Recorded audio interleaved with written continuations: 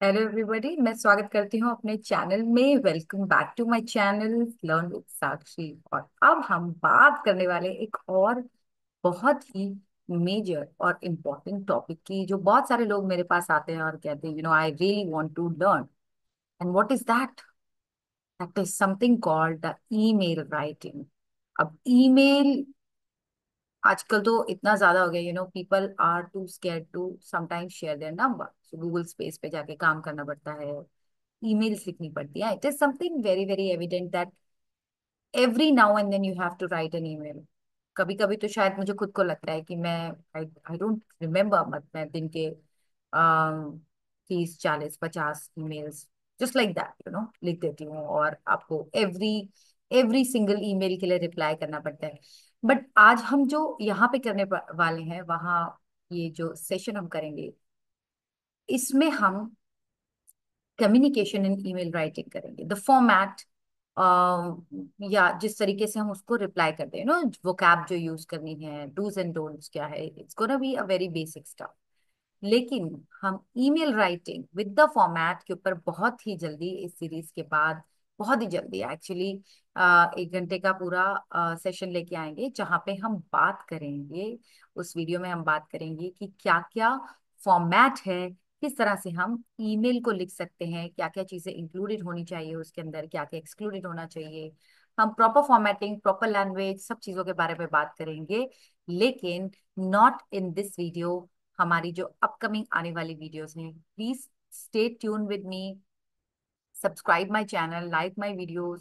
ज्यादा से ज्यादा व्यूज आएंगे, it will really motivate me.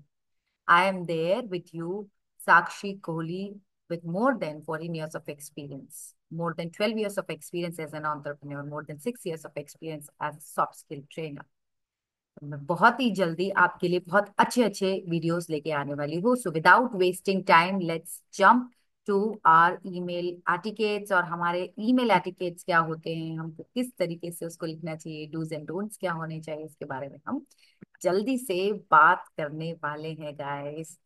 Okay, so एक अच्छी polite email crafting, that's the word we use, crafting, right.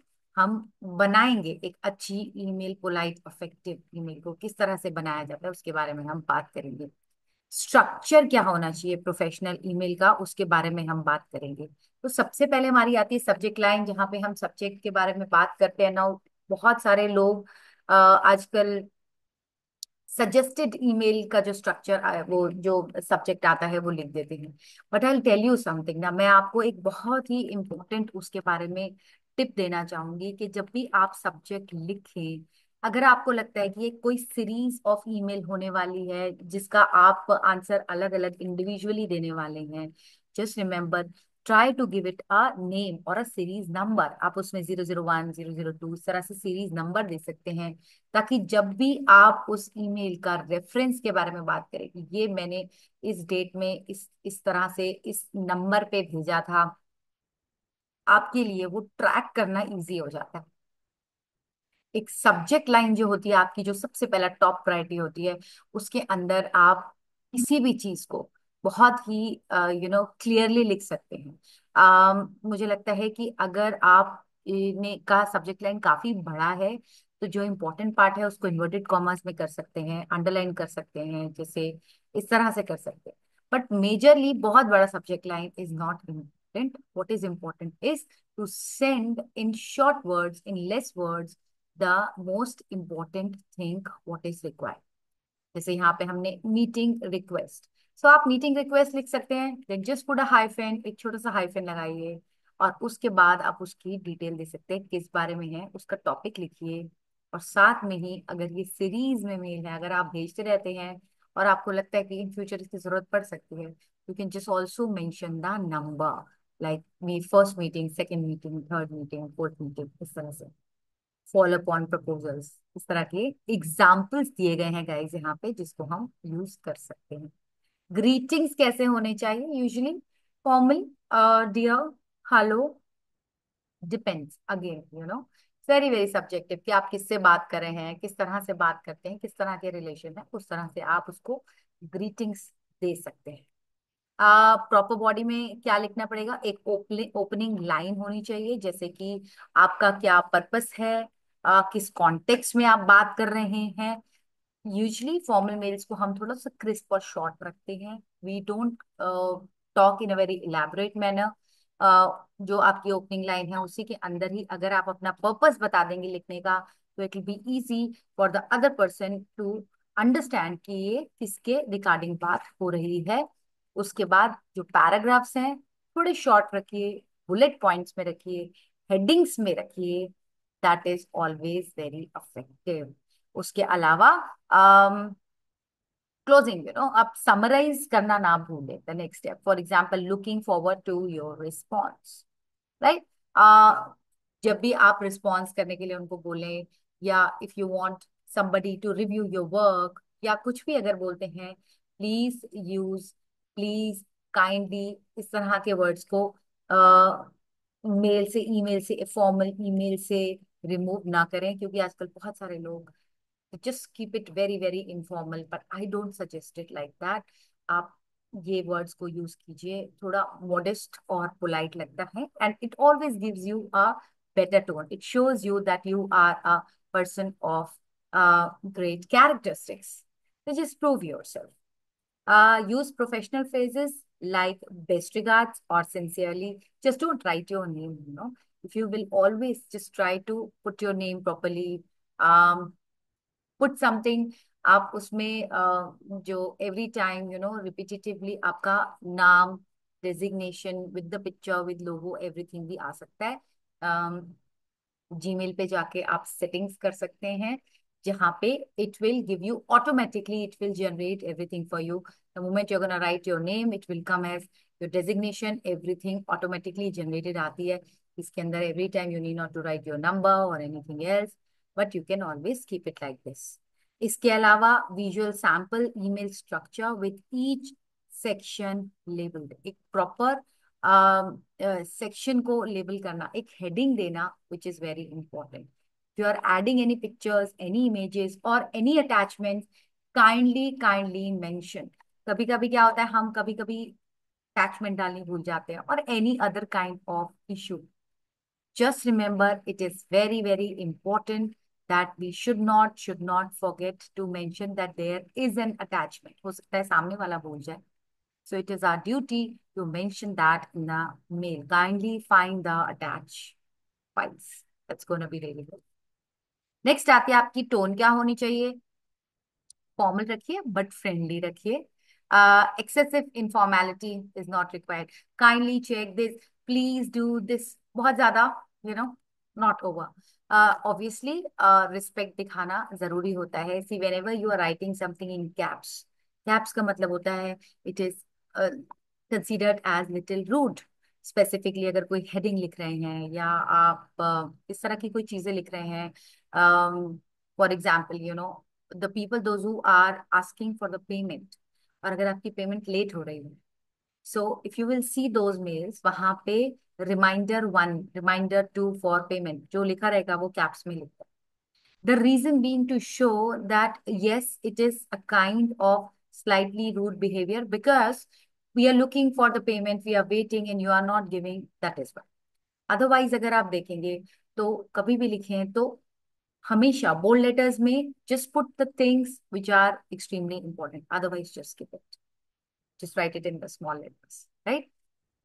Positive and constructive, even in complaint frames the message with constructive intent should be there. हम example देखते हैं यहाँ पे, instead of you missed the deadline, just write I noticed the deadline passed and I wanted to check in to see if you need any assistance. So just see the language, that is very important. Sometimes what happened, we lack the vocabulary. Our intention is not to say rude words to the person, but it is something which we are not used to. So kindly always check that you are not using an informal or a rude language. Polite or modest language is very important to be used. Okay.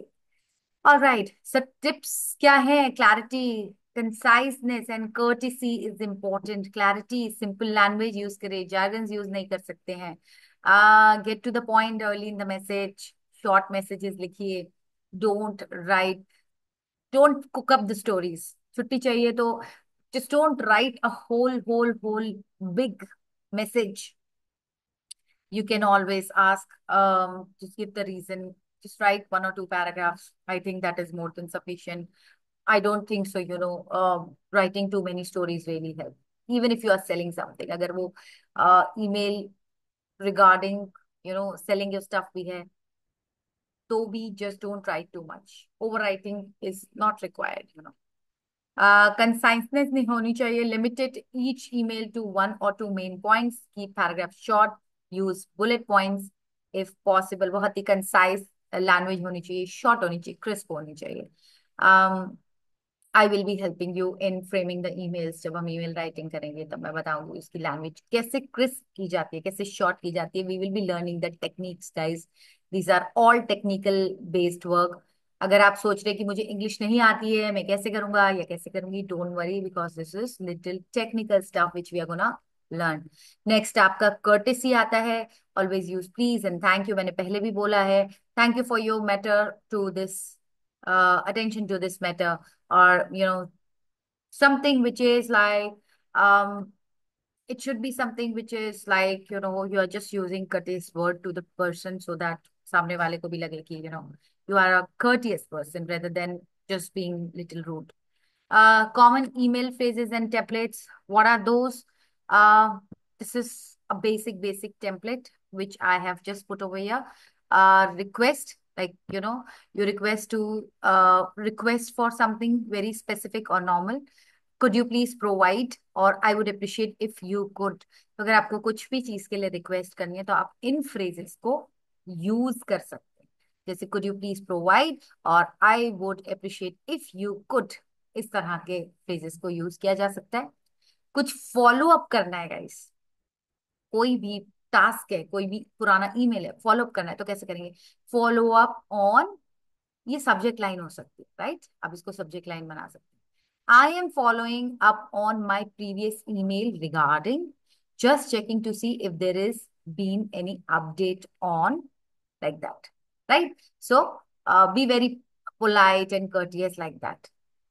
उसके अलावा अगर आपको किसी की complain करनी है guys, so believe me, आप complain कर सकते हैं, but the language has to be very refined. For example, concern regarding, I am showing my concern. जब आप कंसर्न दिखा रहे हैं मतलब आप कंप्लेन कर रहे हैं. So that's perfectly fine. I'd like to bring a concern to your attention regarding so and so stuff.